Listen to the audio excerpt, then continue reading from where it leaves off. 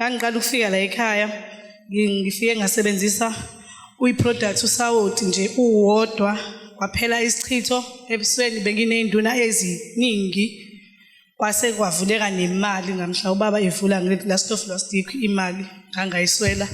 Awuphinde sesiwami kuvuleke imali angithi usebenzise ini i-product usawoti isalt ne yebo baba. All right qhubeka. Yebo baba imali nje angizange ngiyiswele ngathi ngihleli nje ngelanga kwakhona umuntu ongipha 100 rand eTexini kwakino 3 days ngiwusebenzisile kwathi last week ngolesibili ngasendelwa 1000 ngingalicelanga umuntu engimaziyo kwabuya nomuntu wami engangithandana naye 6 years ago. Ngiyabonga kakhulu amsucobola baba anemshayeleni isandla bazalwane. Ngakhile eAdams Mission nginomzu wami ngashiwa ubaba weyingane zami kanti emva kwalokho ngibonga ugcobolwa la ekhaya. Emva kwalokho ngeza la ekhaya ngathola ukuphumelela la ekhaya ngathola umsebenzi ngakhile u5 room kwami ngiyabonga. Awuphinde ubatshele mntanami awuphinde wafika la ekhaya ungasebenzi. Ngafika la ekhaya ngingasebenzi baba. Wafike wathola umsebenzi. Ngathola umsebenzi ngakha ngaba nenhlanhla yemali ngaphumelela ngakhile ngino5 room wami. Wasebenzisa iphi product? Ngasebenzisa uSaudi namafutha lawaye lo enhlanhla wemali. God bless you. Iloko lesikufunapho. Ngizobonga uNkulunkulu ukuthi Friday bekade ngiseswatini mina ngathenga ichain ngama Easter. Lethi ngikhohliwe namhlanje ukuyifaka kodwa ngihambe nayo emakhaya bekade ngiyothenga imaterial bekade ishoda ngiyakha ngakho 5 rooms ezingiyintombazane ngisebenza efactory ke mina ngiyathunga kodwa ngiyambonga uNkulunkulu ukuthi ungenzele umusa u5 rooms uyaphela ngoDisemba ngiyovula egameni lika Jesu futhi ngibongela nengane yami umfana ofunda eSwatini uphase umatric wakhe last year uthathiwe euniversity nenxa yekhalenda ngamthengela nekhalenda ngamthengela nebracelet ngathi yonke indawo la uhamba khona gaba le bracelet yakho yonke indawo la mawufuna lokufunako bika kule calendar uthatha ikhalenda yakho bese uyahamba uyofuna scholarship next month kodwa ngiyamthemba uNkulunkulu ukuthi uzosithola ischolarship amen. Blessing lo okhulumayo last week ngibonga uNkulunkulu ngomama okhonze uyisili owangifonela wangitshela ukuthi ungipha umuzi onezindlu eziwu4. Ngabalula ke la ngibonga uNkulunkulu ukuthi abantu abama basebenzi ngangiphethe neCV yengane. Ngeza umfundisi uDube wayispraya ngaohlala phansi wathi sizolanda amanzi ukuthi umuntu afika geze athi uxosha lento edala ukuthi akangaqasheki.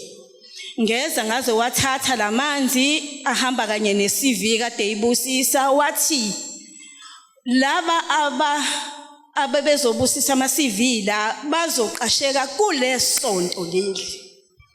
Ngiyacabanga ukuthi abazalwane bamuzwa. Ngahamba ke neCV ngafika ingane ngathi mina kamanzi akho geza usho kanje waphumela ngithi uye la ungeke usanyathela khona phinde uyonyathela lento ozoyikhipha. Wahamba ufike wageza ngesonto entambama ngakusasa ekseni wangena endlini manginike lo manzi lawo ngiyogeza ngamnika wahamba wayogeza 10 ntambama kwangena intombazane yathi asambe khona la kwenziwa khona ama walk-ins kuthiwa wenza interview uqashwe semthayo. Wavuka ekseni ngolesibili wahamba waya khona mefika bebehambe bewu3 yena wawuthola umsebenzi. Ngizobonga uNkulunkulu kakhulu izintando zelo. Gama lami noNtokozo kwabhala. Ndinenkinga yamaphupho amambi before ipasika. Beniphupha ngisemahlathini ndiphuphe abantu abanenzipho ezinde. Mangivuka ngikhathele. Engathi angikho emzimbeni kube emnyama. Yake yenzeka before ndingene la inkonzweni leyo nto yanqamuka. Basho ukuthi sendiphelwe iproduct nisendlini. Kwabe kunebhodlela leanointing eseyiphelile. Mangivuka umoya ungathi uyahlukana nenyama. Ndivuka ndibamba ikhalenda ndicela ubaba banganisindisa. ndihambe ndifike ndithathe ibhodlela ene-anointing eseyiphelile ndiziraphe la kunqam kakhulu umoya be right. Last week ngize esontweni sithenga usawoti namanzi bekunento ezila ekhanda engathi ziyanyakaza nento engiyibelethile la emhlanje endisindayo ehlezi nisinda ngahlamba ngosawoti ngathela amanzi kule ndawo inyakaza izinto ngathela khona angisazizwa manje ngi-right. Ngiyabonga. Lomla ngaphambili ophumelelo kaShongwe ekhaya kusemandeni okuhlanhla eGreen Park. Ngizobonga amandla angapha uNkulunkulu angathenga ibracelet umama edayisa ibhangeni lasesandleni esathengela ingane ezihluphayo. Umfana wami omdala une-25 oseqedile esikoleni ethola amatoho njalo uma iholile hola ngesonto hola u-500 ihamba ingane yotshalweni ezobuye ngakusasa ngenalungisha isente ngakusasa ifuna isikhaftini ngayinele ngayithengela hamba nalo ekhaya ngayinika lokhu ilifakile esandleni ushintsho sengiyalibona noma uhlale ngifonele ayisaphuzi isiyahola ikwazi ukuthenga nasekhaya. Ngiyabonga kakhulu amandla ebhangeni.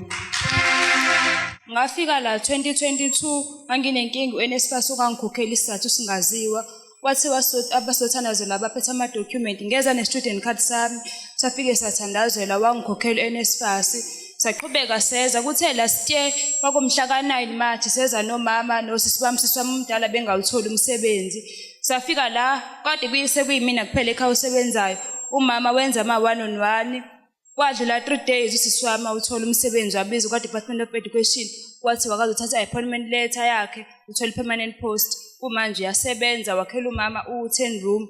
Kuthe ngafika bekumhla ka-1 March ngafika ngafonela ekhaya kwathi umama uyagula umama bamdlisile ngafike ngama lapha khona ubhuti owelapha ngamtshela ukuthi ngiphuthuma ukuthi ngiphindele emumva ngizocela ukuthi ngizothenga usawoti uma wengithume usawoti i-holder namanzi ngafike ngazothenga kona wangilanda ubhuti wami sahamba sagoduka ngebhadi-ke kwathi ngafika kuyisonto kwathi ngolesibili umama washona saqhubeka sachela ngabo sawoti sachela kwathi ngawo ilanga lawo umlindelo wamama isilwane esasimshayile ababemdlisile safika ekhaya safike sashaya ibhokisini sashaya endlini phezulu sawela phansi isilwane esingasazi ungayitshela ukuthi inyoni kodwa akusiyinyoni saqhubeka sachela kanjalo umama khona esengcwatshiwe.